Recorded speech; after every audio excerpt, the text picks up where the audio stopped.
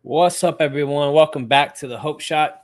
Hope you guys had a great weekend, full of fun, relaxation, whatever your vice is on the weekends. I know some people work, but I know mine was filled with relaxation. Finally some relaxation. I actually sat out in the sun, laid out in the sun, tried to get some of that color, man. I'm like, holy crap, I'm white, bro. I'm white. You know what I mean? Look like a fresh, crispy white shirt that comes out of the package. You know what I mean? But if you guys just jumping on, say what's up. Let us know you're here. And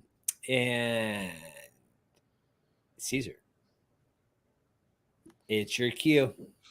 It's prime time.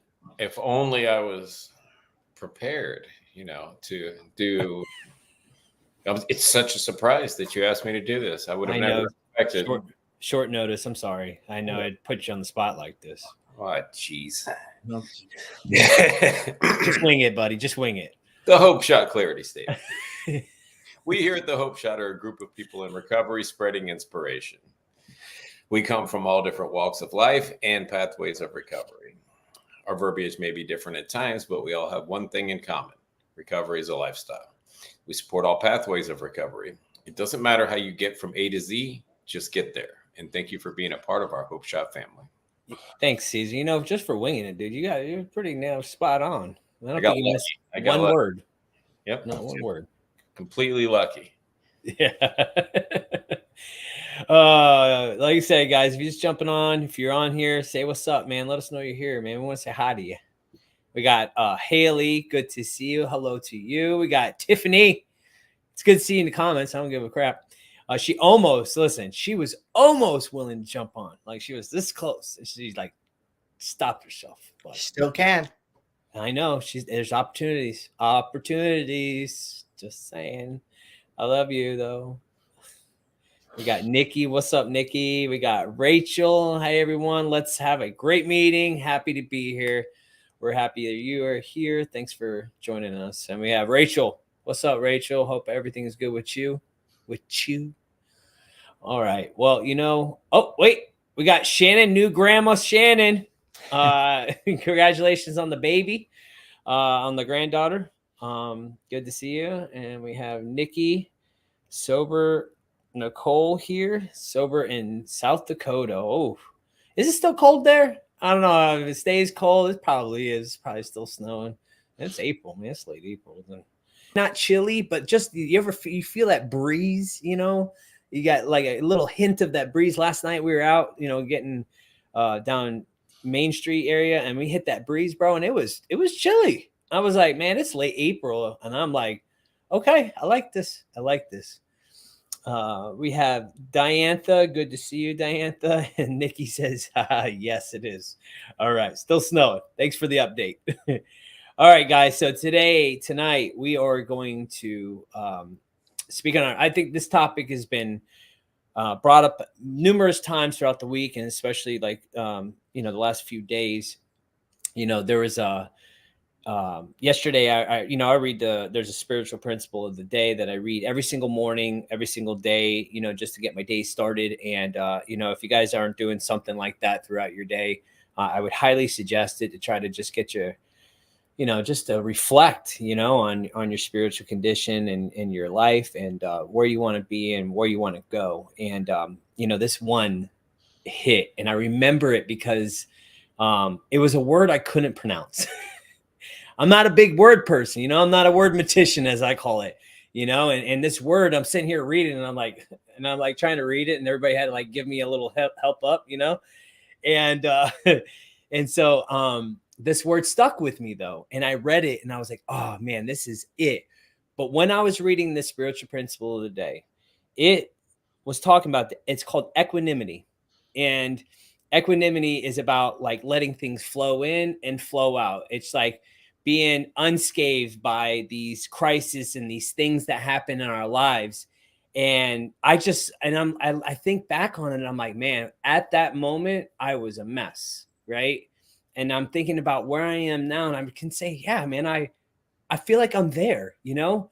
I feel like everything isn't a crisis anymore. Everything isn't a victim. I'm taking responsibility for my actions, for the way I'm doing things, for how I operate. What am I doing in my day to day life? What am I doing in my physical, mental, and spiritual life? You know, and can I do more? Am I the problem? Am I the problem? Am I stopping my own growth? Am I hitting myself into a wall? Am I backing myself in a corner? Like what is it? And so today's um awesome topic brought to you by Cesar Rodriguez. With that, it's a collective effort, but you know, we throw things around and he's like, and he put the words together. I might be the problem. Yeah, I might be the problem. The problem. Okay. I don't know about y'all, man. That is a hell of a topic. And it's like, oof, gosh, am I? Yeah. You know what? We're gonna let Nate kick this one off. You know, yeah, because I feel like the last few times you've been going last, and I don't want you to go last. I want you to be first. Cool. Okay. I do want to say, I just want on this comment right here from our good friend Reagan. Just wanted to give a shout out to, because that wasn't done by me. That was done by Justin and I. We've both been working with that individual. So I just wanted to give props where props were due. You know, Justin made the connection with the gentleman with the business, and really we all credit goes to the guy. You know, he's just put in the work, and I just wanted to say that before I started. Yeah. Anyway, yeah, that's all. The moral of the story is you guys help somebody get a job and recover and get on his feet. This and is a we thing. To do. This is a we thing. Yeah, this is a we thing around here. Yeah. And that's what it is, man. Second chances. We all need second chances. Yeah. And anyway, yeah, this is a great topic. I might be the problem. Because what did I do for so many years, right? I always looked outside for placing blame and pointing the finger, shirking responsibility, and and there was always a common denominator, and that was me. Who ended up in prison, who ended up in the hospital from an overdose, who ended up disappointing my parents again, it was always Nathan. And I swear, man, it was a lot easier to blame than to take responsibility, because if I took responsibility, that means that I would have to accept the fact of what I've done and who I'd become and what I was. It would completely smash this illusion that I had it together in any way, or that I knew what I was doing, or I held on to this excuse and these justification and these rationalizations, for so long, man, to where, I built walls all around, and I hid from the truth, which was, it was my selfish and self-centered behaviors that got me into every precarious and horrible situation I've ever been in, and can you just imagine though, I have all this guilt, I have all this shame, at the end of my run, like I know who I am, I know what I've done. It's the very thought of it, the idea of it is what perpetuates this cycle of addiction and alcoholism that I have, because the only way to live with the person, the shell of a person that I had become, was to, put enough substances in me so I didn't have to think about it, right? And I get to a point where I'm just like pathetic and desperate and broken and beaten down enough where, um, I surrender finally, and um, in this surrender, and it's just, Justin said something good yesterday when we showed up for this, at this treatment center to speak. And, you know, um, just the act of surrendering wasn't enough, right? Because I can surrender all I want, but that next step, my next, what I do after that surrender means if anything is going to change, right? And the change came, when not only I surrendered, but then I took action, and I got busy, and I got honest, and I got vulnerable. You know, for the very first time in my life, I stopped blaming. And, I shared this, yesterday when we were at the treatment center as well, that, the same jail I had been in, the same detox I had gone through 100 times before, the same prison sentence I was facing, the same judge that sent me to prison before, you know, the same parents, everything was the same, but something changed, right? For once, I was in jail and I felt more free than I had in the last 20 years. And in this space, right, where I finally accepted responsibility for my actions and said, I don't know, please help me, everything started to shift. Like, it's like the universe tilted, man. And doors started to open that weren't open before, and people started to show up. My imminent prison sentence, getting sent back to prison, yet once again turned into the first opportunity I've ever gotten for a treatment center. you know the the parents that had no trust in me, no, they didn't trust me. Did they love me? Did they have hope for me? Did they believe in me? I'm sure they did, but they didn't trust me. And finally they started to trust me, and doors started to open, right? And the difference is I started to walk through them. And for me, going through these, getting into this treatment center, getting with another man, and going through, the process of the 12 steps in the program that I go to, um, man, it just introduced me to this power. It introduced me to myself for the very first time.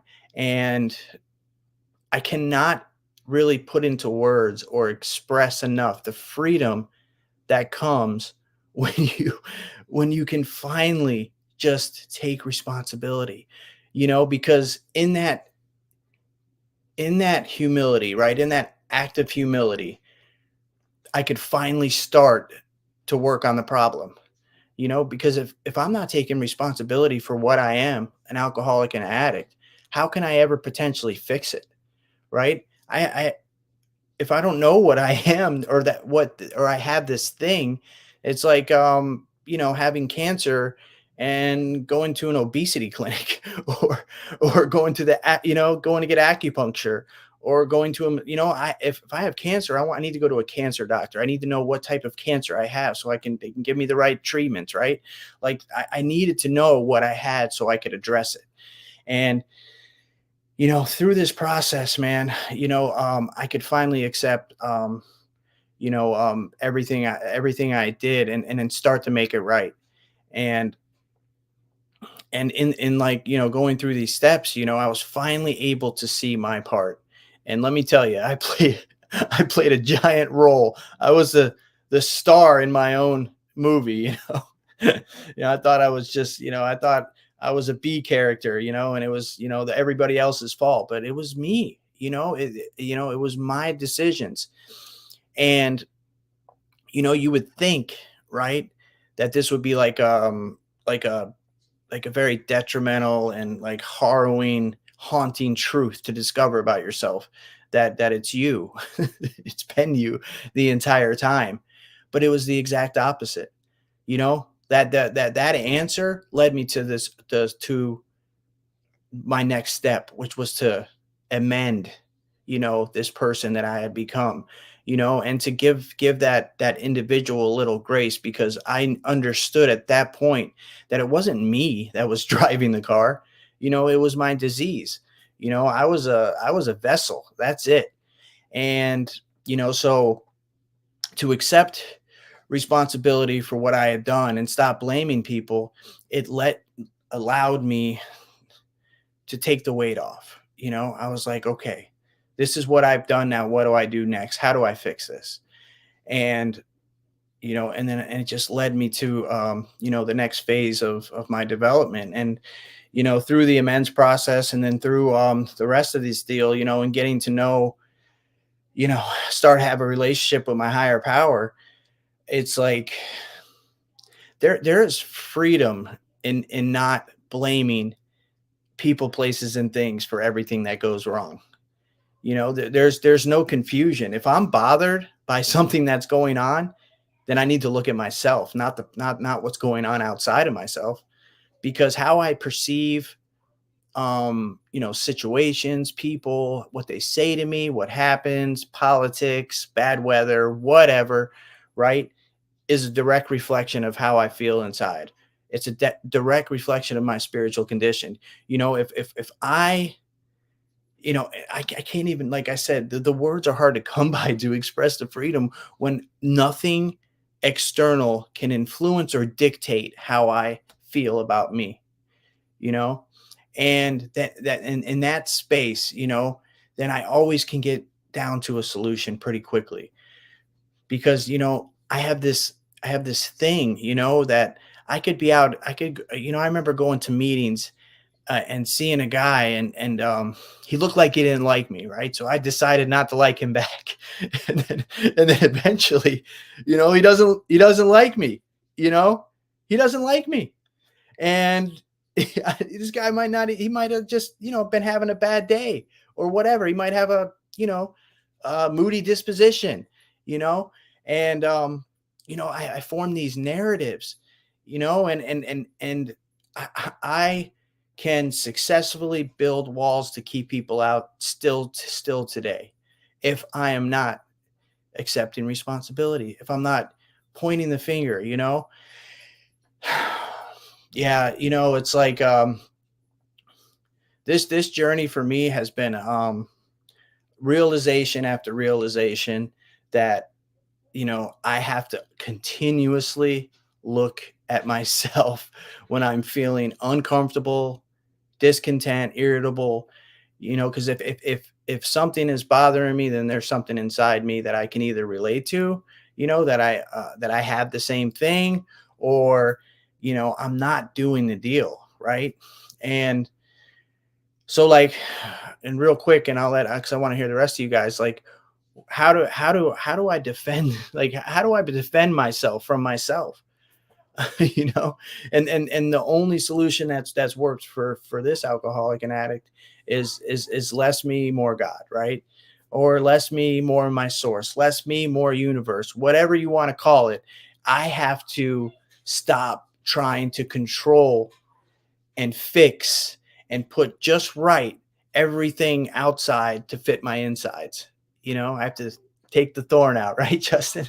I can't build, you know my I can't fix what is going on with you. I can't fix what's going on with the world. I can't change who's the president is. I can't change if you choose to get vaccinated or not. I can't change any of that stuff. But what I can do is take responsibility for my own actions, and I can take responsibility for my own recovery. And in that process, I can get to a place where there's everything, just go with the flow. Life's coming, life's gonna happen. And I just want to stay spiritually connected enough, stay nurturing my relationship with my higher power, so when life does happen, there's really no big deals, only if I make them that way. And I don't always get it right. I'm still neurotic. I'm a little awkward. I still form narratives, and but to the extent that I do this is to the extent of the strength of my spiritual connection. Because when I'm plugged in, when I'm doing this deal, when I'm connecting with my people on a daily basis, when I'm praying, meditating, reading, and writing, and going into the jails, going into the treatment centers, going and fellowshipping, sponsoring guys, I'm out of myself. I'm out of myself, and I'm doing the will of my higher power. And in that space, man, it's really hard to blame anything or anyone other than myself, if I'm feeling a certain way. And that for me is freedom. I can really be free. They call it freedom from the bondage of self, and it's a freedom that I never knew existed, and a freedom that's available to anyone if they're just willing to do the work, man. Not just surrender, but put the action in after that surrender, and continue to put the work in even after you get all the things back. So I'm that's it. Yeah. Hey, Nate, yes, the freedom. I mean, that's what we're here for. The freedom from bondages of self, good stuff, Nate. And yeah, man, it was that thorn, bro. That analogy, I totally forgot about that until you brought it up. I was like, oh my God, that's exactly what it's like. Yeah. People ain't gonna tiptoe around us, bro. Yeah. I'm gonna read some comments. Let's see. We got Rachel says, "I love you guys. Just riding the waves over here and super tired. I'm here. I'm clean." That's right. We got Lynn. Hi, Lynn. Love you too. Good to see you on here. We got Tanya says, "Good evening, Hope Shot family. Hope you had a fantastic Sunday fun day. Got my couch in my new apartment and new hair chair to start. Start doing hair again. Super excited. That's awesome. Hell yeah. Congratulations on the new apartment." And let's see. We got Connie. Good to see you, Connie. So blessed to be alive and clean. And we have Steve. What up, Steve? What up, Steve? And we have Edie says, expecting others to be right and do right by me in order for me to be happy. My problem was letting go of unrealistic expectations. Huh. What are those? Oh, yeah. Oh, yeah. Everybody, if they don't do it, everything's fine as long as everybody does what I want. Yeah, man. I've been in some deep doo-doo with those, unrealistic expectations of people. Let's see. We have Diantha says, "I'm dealing with the guilt of not having my kids for the last almost 2 years. I am so scared to discipline my kids because I feel so guilty." Oh man, yeah, it's a toughie, but it's all gonna get better. Just keep doing what you're doing one day at a time, and I'm telling you, it's all gonna make sense one day. It's all gonna line up. It's all gonna align. Rachel says, "There is one line of the literature in my fellowship that I love the most. Through our inability to accept personal responsibility, we're actually creating our own problems. Once that truth finally hit me, I realized I had the power to change the outcomes in my life simply by taking ownership of my life and responsibility for my choices and action." No more victim games, right? No. Yeah, that's one of my favorites too. Our inability to accept personal responsibility by actually creating our own problems. And that is so true, man. Stop doing the blame game. Nate, you got to go like this. You got to get over it. Let's see. We got Christina. Good to see you, Christina. We have Jerry. Good to see you. Love you too, buddy. Let's see. We have Rachel says, "I just pray a lot." Oh man. We got Beth says, "Freedom from the bondage of the self. Awesome gift of recovery." Right. And then we have Michelle. Good to see you. Glad you're here. All right. Caesar. What's up, homie? What's up, Big Papa? Dude, I love that though. Well, when I call you Big Papa? No, I love it when they call me Big Papa. I love I might be the problem. So, Nate broke it down really well. And it's my experience too. No matter what happened, what I got arrested for, whatever consequence I was going through, it was certainly somebody else's fault. Like the police had it out for me. If they just leave me alone, I wouldn't get arrested so much, man. Like it's because of my family. They're out to get me. It was always something. And then like I went off to college, and shocker, I got in trouble in college. I went to Las Vegas. I got in way more trouble because wherever I went, I brought my damn self with me. So it didn't really matter what the surroundings were. I got into the same shit everywhere that I went. Did I realize that back then? No, absolutely not. It was absolutely the situation, the people I was with, the police, whatever. You insert whatever excuse you want. It was never my fault. I was the victim every single time. So you fast forward and consequences get bigger and the time spent away longer, the time out free shorter. You know, I can't even, there was a joke one time in county where the guy that ran laundry made everybody stop folding laundry and clap for how dumb I was because I wasn't even gone for 24 hours before I showed back up again. He was like, "Oh, Mr. Caesar loved laundry. Everybody clap for Mr. Caesar." And I was like, "Oh, man, that's messed up."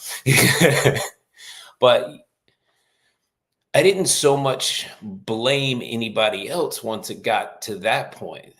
Then I slid right into, well, I'm just a piece of crap. And this is what I do. I'm just a junkie. This is what I do. You know, we practice a different type of acceptance in recovery, but I was in full acceptance of what I was, but I was using it as an excuse. I can never be anything more than this. This is what I am now. And this is what I'll always be. So when I got into my last rehab and I got a sponsor, I was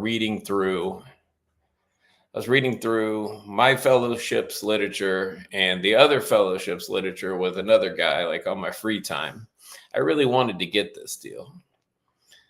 And they both pointed out the same thing. Like, we're reading and I'm excited. You know, I'm 8-9 months removed from my last run. I'm healthy again. My brain's working a little bit and I'm reading this stuff and I'm going through the steps with my sponsor, and I'm just going through the other literature with this other guy. But they both said the same thing. Like, we get a few chapters in, and he's like, "Man, they both said, you really identified a lot with this and that and this." And I'm like, "Yeah, man, I can really see myself on these pages." And the one fellowship guy goes, "Well, I can't diagnose you. Do you think, you might have this thing?" And I agree with him. I'm like, "Yeah, man, I got this thing. 100%. I get it." But the other fellowship, I had never really wanted to say that I had a problem with alcohol. And he's like, "You can't see yourself on the page of this book and not have, the revelation that you might have this thing." And I was like, "Nah, man, you're right. Like I do have this thing." I'm arguing with a guy, not that night, but a previous night, about me not having an alcohol problem after I just told him like 7 DUI stories spanning back to when I was 17, when I got my first one. And every problem I've ever had started with a drink of liquor. It may not have ended with liquor, but that was that last thing that I was clinging to. So the beautiful thing is when you get into this work, that you're able to look inside, because up to the moment that I started doing the internal work in the 12 steps, everything was external. I just need a job. That'll fix me. I just needed this relationship. I just need some money. I just need to get off paper. I just need. And it didn't matter if I got the job, I still ended up the same way. If I didn't get the job, I ended up the same way. That was that whole, doesn't matter where you are, where you go, there you are. Didn't matter what I had. I was still the same person inside, whether I was successful on the outside or whether I was a disaster on the outside. I was still the same scared little kid that had so much guilt and shame, which I hid for so many years under the guise of being successful, that, you know, as long as the outside looked good, don't worry about the inside. Well, this whole program gave me an opportunity to work on the inside. And that's when my life started to change. And that's, you know, the title was, you know, we go back and we look at all the events of my life and all the shit show of a life that I've had. And the common denominator is me. And I go, oh, shit, I might be the problem. And then you stick around long enough to go, oh, I am the problem. 100%. I'm the problem. But that's a good thing. If I'm the problem, I can change the problem. If Justin's the problem, I can't change Justin. If Nathan's the problem, I can't change Nathan.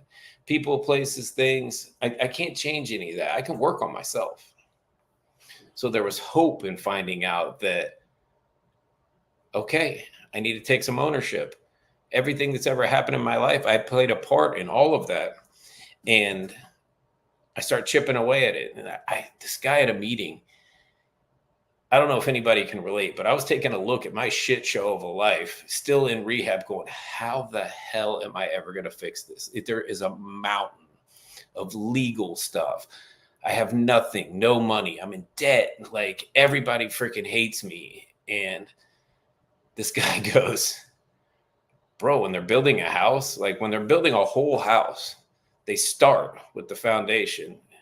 Then they put the framing, and then they don't slap the whole damn thing together at the same time. Stop trying to fix your entire life at once. That's not how this works. We chip it away at it a little at a time. And he was right, man. By like 5 years, I was living a completely different life. And all those problems were gone, and all the fines were paid. And I'd been off paper, and like all these things that I thought were impossible. Driving. I wasn't supposed to ever be able to drive again or get a license ever again. I got it. I'm driving. I'm good. But it wasn't overnight. But I continued to work at this stuff and chip away at it and face things that scared the crap out of me. And every time I did, I came out the other side a little bit stronger.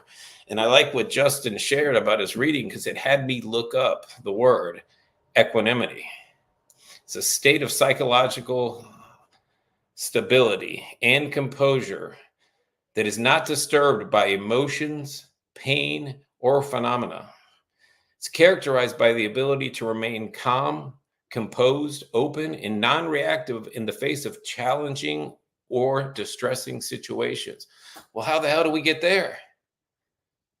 We keep working on ourselves, and we keep chasing whatever we think is the will of our higher power, and we keep doing the next right thing. And then when the storm hits, we're ready for the storm, because life on life's terms is some crazy shit.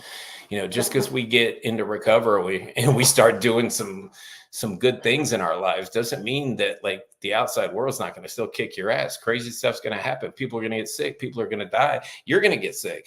You know, like all these things are going to happen. You're going to have bad days at work. People wreck into your car. You wreck into somebody else's car, whatever it is. Things happen, but I react very differently than I did 10 years ago. You know, 10 years ago, everything was the end of the world. Like the littlest thing happened, I'm like, oh, that's it. You know, like freaking done. This is bullshit. And I mean, I know Justin knows, man. Like something comes out of left field, you weren't expecting it. And today it's like, man, we just got to roll with it. You know, it is what it is. How many times do we say that a day? Oh man, whatever. It is what it is. Let's just keep it moving, you know? And hey, it's a beautiful place to be when some dramatic ass stuff happens, and I can go, man, it is what it is, man. I got goals. I got things that I'm trying to do, and I'm going to keep going. And we keep going every day, and we keep digging deep, and we keep making sure that us, the problem, doesn't rear its ugly head again and drive us into a wall. You know, I don't know why me or anybody else thinks that. I'll just say me. I don't know what I thought. I thought that I was going to get sober and then just everything was going to be sweet. You know, like I've heard it put like rainbows and unicorns. That just ain't the way that is, man. Like beginning of year 2, I lost my dad. Year 3, lost my mom.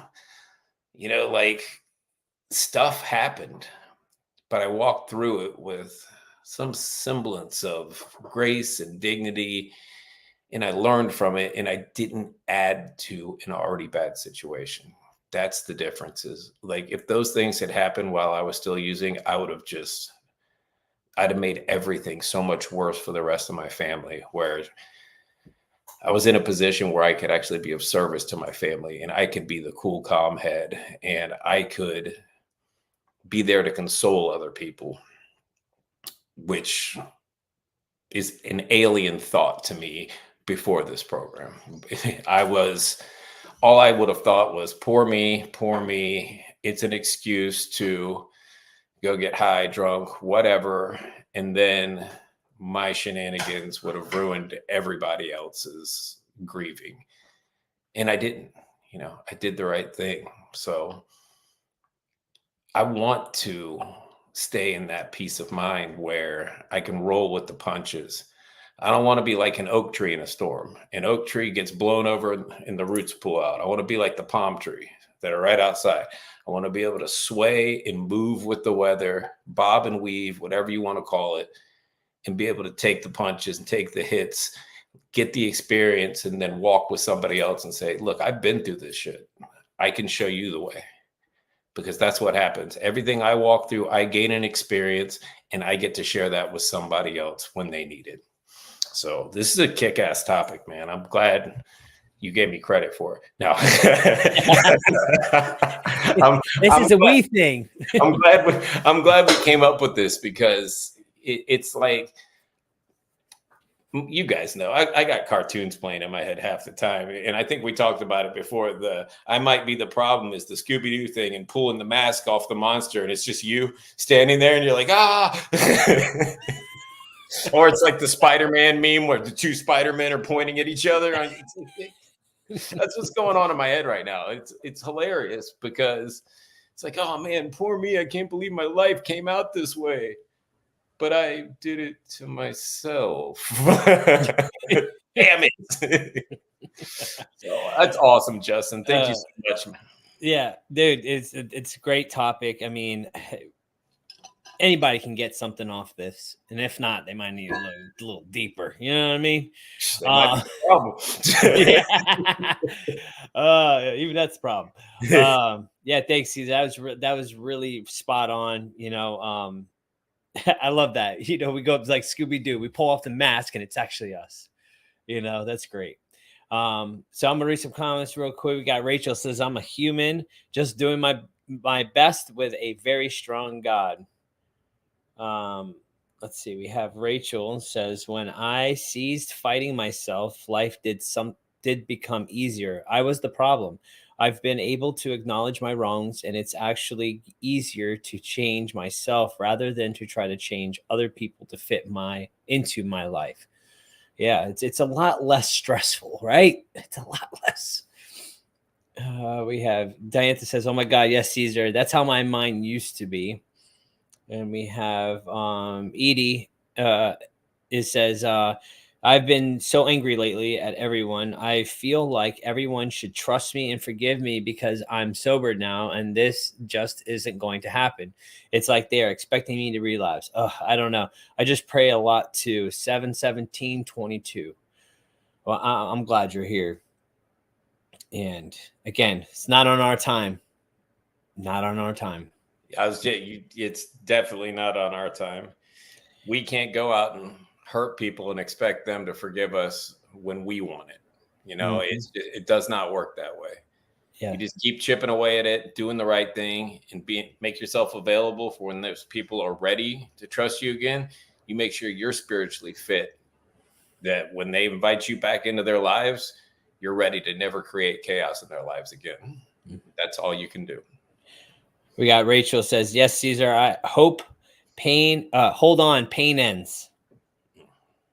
And we got Michelle. I think she was commenting on Edie's post as we hurt people for years. I read that many times. It takes time, things I must earn. Ooh, I like that. Ooh, eventually they will come around or they won't. And you continue to live sober. That's it. That's the accepting responsibility no matter which way it goes. I like that. Thank you for commenting, Michelle. That's great. And then she wrapped it up with, but I want instant gratification. That's it.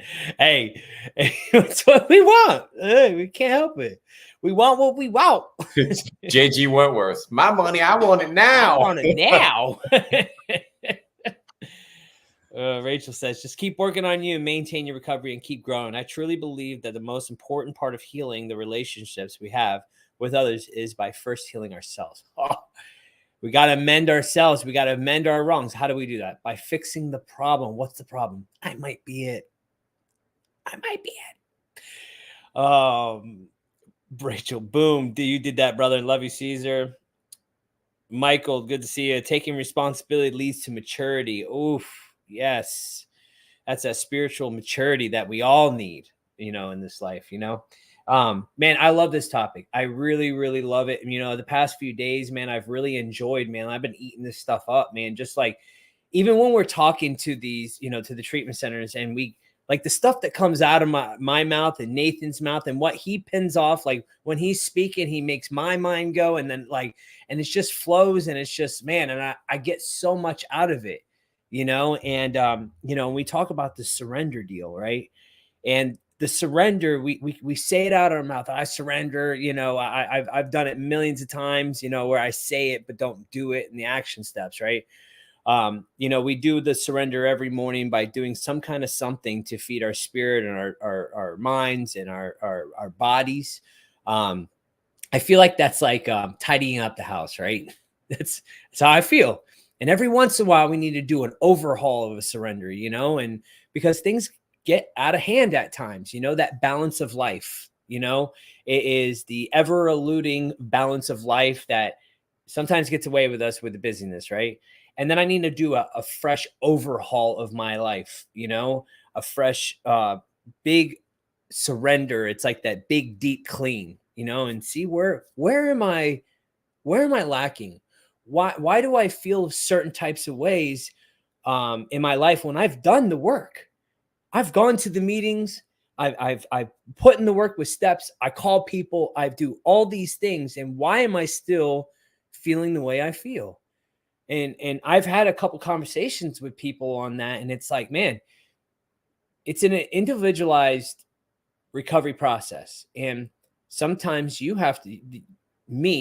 I have to take a deep look into what I'm holding on to. And that's where that deep cleaning comes in. Like, I need to really, really figure out what is it that I'm holding on to that is holding me back from where I really want to be, and it took me a while to figure that out. I'll tell you that, man. Because I was always that person throughout my whole existence. I'll do what I want. That's what I was. And I used to say it like it was a proud thing. I'll do what I want. Nobody can tell me nothing because I've done it on my own. I'm independent, Miss Independent, it's that INDE. Do you know what that means? Nobody. I knew that was coming, man. Listen, because it's on point. It's on point. I'm my own person. I brought myself here. Nobody else has. Like, all these people in my past, they let me down. So now I'm Mr. Independent, and nobody can tell me shit. And that was a problem because I blamed everybody. That's right. I know my brain tells me that. But I blamed everybody in my past, the way I was brought up. And, I was in church today and they were talking about the same thing. I'm just messed up. I'm wired differently. I am broken beyond measure. And I'm also independent. So like all these things together, nobody can tell me nothing. I'm blaming everybody in my past. And that is a recipe for destruction, and it wasn't until I finally took a look at my own suffering when it finally clicked for me. And it took multiple attempts at recovery, multiple trying to figure it out. Like, okay, well, if I just don't touch this and I just drink, right, I'll be all right. And that didn't work. Actually, drinking was way worse because then I was around people. And so like I I tried it every single which way I possibly could to try to do it on my own. And finally, man, that surrender came and I totally gave it up. You know, I was out of every possible idea I could come up with, every possible scenario, even scared as shit, man. I still was like, all right, you know what? I am done. And as soon as I freaking started getting some recovery under my belt, I started to figure out, man, I was blaming every single person in my life and I was taking none of the blame. And that was the reason I was keep bumping my head every single time. And they say if you got one pointing out, you got like 3 pointing back at you. You know, and I never realized that's the reason I was so fucked up. You know, I was too ignorant to understand that. It wasn't ignorant. It was more just ego, straight ego. My ego was so prideful on being so independent and like I've done all this on my own and I don't need anybody to a fault, right? Because I got let down so much in my past that I wouldn't let anybody in. I wouldn't let anybody that thumbs up, man. I was getting a lot of thumbs up today. I wouldn't let anybody in because I built these walls up that because I've got 2 hurt. Yes, we're going to keep doing it. And then, you know, and then also, like, because I really didn't need anybody, you know, I felt like I was abandoned by my mom. I felt like I was abandoned by my dad. I felt like I was abandoned by everybody in my life. You know, my abandonment issues were so strong in my life that I ain't letting anybody in to hurt me again. I ain't doing it. I ain't doing it. I got hurt too much. I have all these wounds, but my ego put it up as I'm independent, but I'm not. I'm really a scared little boy that had no clue what he's doing, full of fear, full of hurt, full of pain. And I just wanted a hug. You know, I just needed a hug. And I got that when I came in the rooms. You know, I got a hug, you know, and I started letting people in. And it took a long time for me to actually let down those walls. And still sometimes today the walls are up. But man, I have had so much breakthroughs from letting, from taking responsibility, you know, and finding out where are my actions, how do I operate, where am I, what am I doing in my daily life to be able to stop being this angry dickhead, you know, because that's what I was. I was angry. I was an asshole to everybody because I was a scared little kid. I was fearing the future. I had no clue about what I was doing, and I still get like that. I had fear of failure, you know. I was just full of fear. And so I get these insecurities that come up, man, and it comes out as anger, but really I'm just scared, you know? And, you know, I figured out that I have a lot more problems than I actually thought I did. I have a lot more issues than I thought I did once I put down the drugs and alcohol. You know, they say it's just a symptom or a problem, the drugs and alcohol. Well, that is such a true statement. And, you know, I haven't even brushed the surface of this thing. You know, I think I'm on my way, you know, and I've dealt with a lot of things in recovery. You know, we always say, you know, the other day I was sharing about, it's not the freaking boulders we have to look out for. Those are easy, super easy. Tiffany, year 3 years, Tiffany got cancer. I don't know what the fuck to do, but I handled it with way more grace than I would when somebody cuts me off, like I was talking about before. Somebody cuts me off, you know, and or somebody freaking gives me a like on Facebook instead of a heart. What the fuck? No creamer when you no wake creamer, right? What? Like, I know. And what spirituality?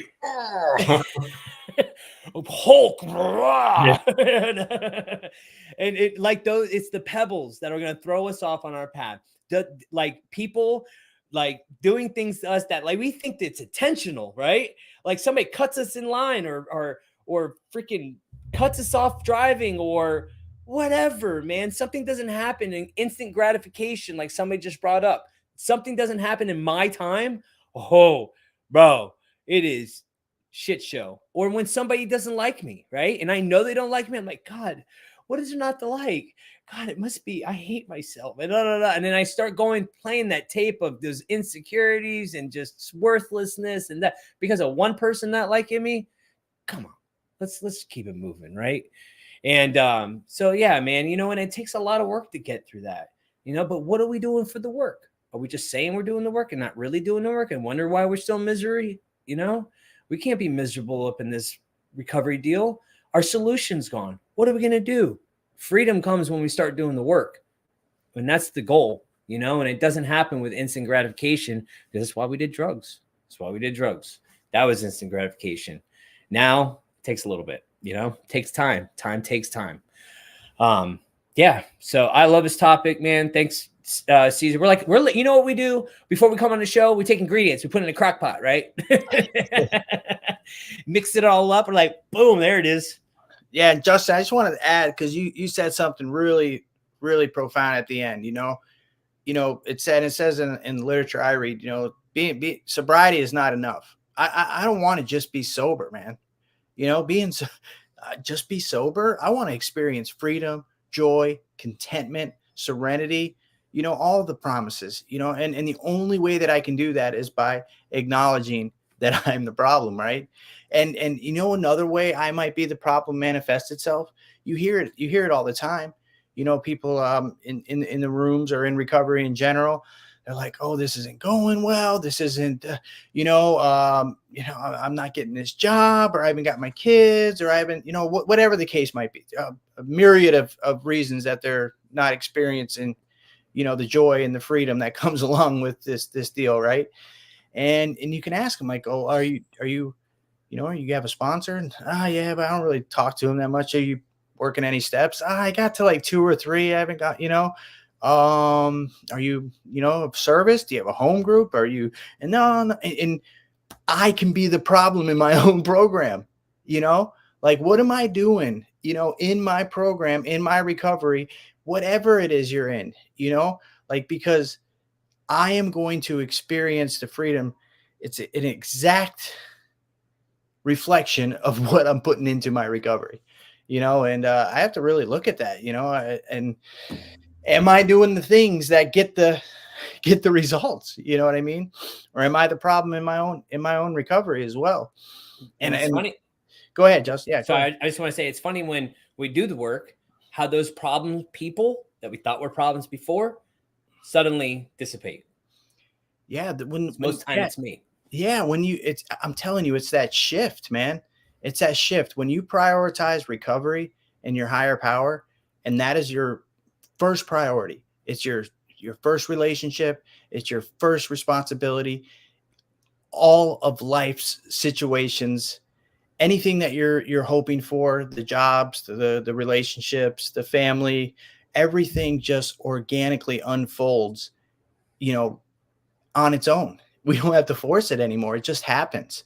That has been my experience. And I have seen it happen time and time again.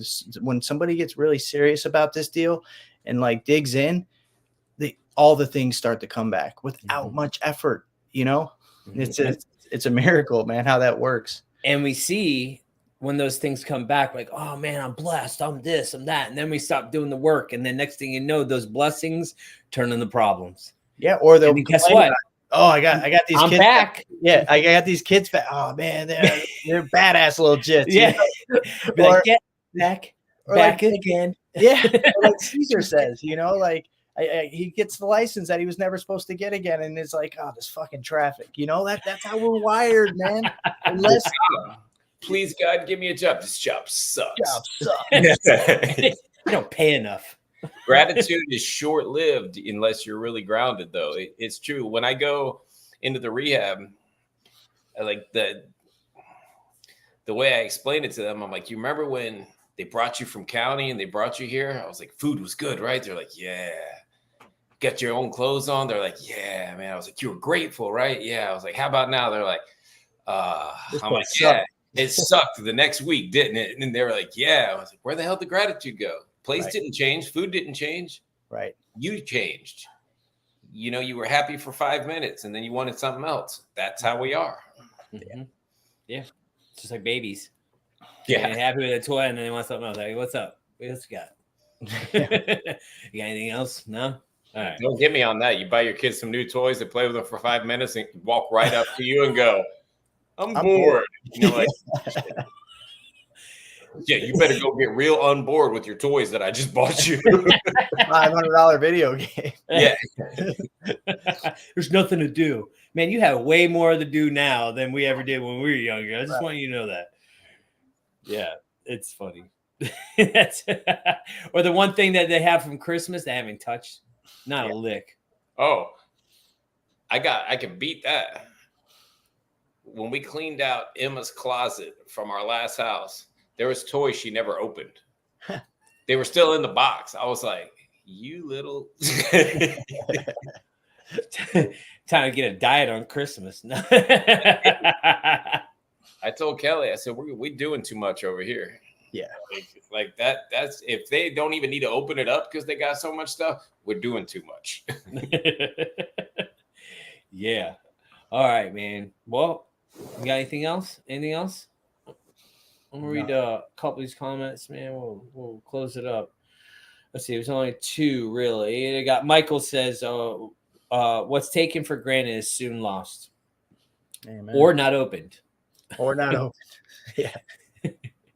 And then we have Edie says, me too. I used to bulldoze people. I get out of my way. I'm on a mission. Get out of my way. I'm on a mission. So grateful for all you guys. Chat too. Thank you for being my shots of hope. Till next week, my friends. Well, thank you guys for being here tonight. Thank you for the, engaging with us and being here for this topic. If not, we'd just be talking to ourselves. Which we could do that. I like that. I like talking to myself. I do it a lot. Probably way more than I should, but whatever. Yeah. Caesar's too soon. Hey, guys, I hope you have a great week, man. And just think about this topic for a minute. Is there something going on in your life to where you can like dig down, like dig deep, get honest, like, am I actually being the problem? Or is this something that's not really me? And then you could also put up them boundaries if it is, But if it is, man, really think about it. Really start looking at where I can make solutions into my life that I can be my own savior and my own rescue for this mission that I'm on called recovery.